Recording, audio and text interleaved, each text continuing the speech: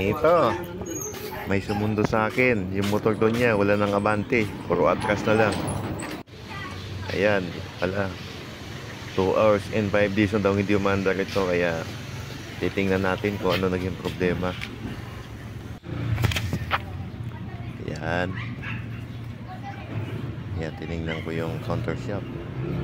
Inikot-ikot ko ng 3 kalahati. Medyo okay naman, pero hindi ko napansin na may tama na yung yung sprocket niya. Kaya binuksan ko na itong aking malita. Ayan, titingnan natin yung langis niya. Baka baliko. Ginamitan ko ng impact para pag nasira ay palitan natin ng bago. Marami ako niyan. Tigas. Ayun, natanggal, hindi man lang nasira. Ayan, kung nakikita nyo yung langis niya, kulay blue pa naman. Ayan, kulay blue pa.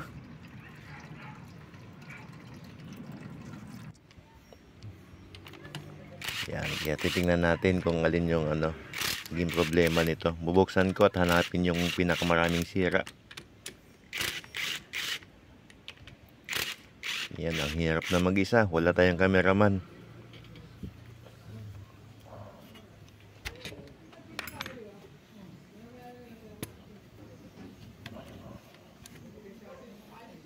Ayan.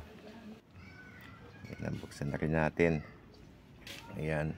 Ayan ang pinaka malaking problema ko lagi. Itong screw na ito. Ayan, kinaka-ready na yung barina natin. Ito, may alog yung niya. Yung damper relay tuloy. Clutch damper. Yan, papalitan natin yan. At dahil tinatamad ako, dadalhin natin sa pinakamalayong shop doon sa tropa natin. Ayan o. Yan, papalitan natin yan. Ang laki na ng alog niya, matagal na siyang dinapalitan. Ayan o. Yung clutch hub niya, tingnan kung hindi nyo nakikita. Ayun, malalim na. Ang cause niyan, kahit na hindi pa sagad yung lining mo, makapal pa, sliding na siya. Ayan, hindi lang naniniwalang may alog.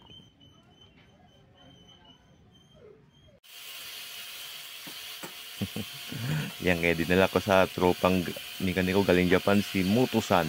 Ay, San Muto pala. Shout out sa iyo, pare. Ayan, dinistorbo ko siya. Wala siya magawa kasi ang layo na binyahe ko. 7 minutes and 5 hours. Ayan, pinagawa ko sa kanya dahil nasira yung grinder natin. At syempre, yan, ipasok natin yung 6-pack natin, yung pinakamalupit na clutch lining sa buong mundo. Yan, pinakamalupit, pinakamalakas yan. 6-pack, 6 springs, 6 linings.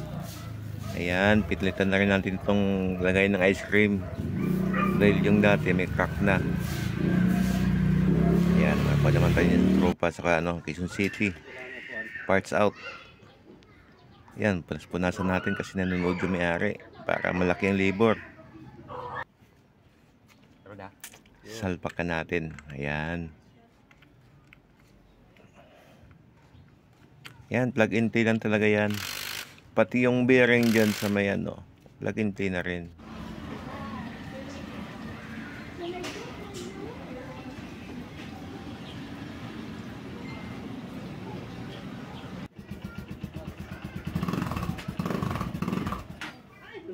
Ayan, dapat pag natapos yun na, yung may-ari mismo ang mag-road test. Kasi pag kaya hindi magandang paggawa mo, wala kang sisihin kundi siya. O, di ba? Walang back job. Okay na. Siya sumira, hindi ikaw. Joke lang. Thank you. Thanks for watching.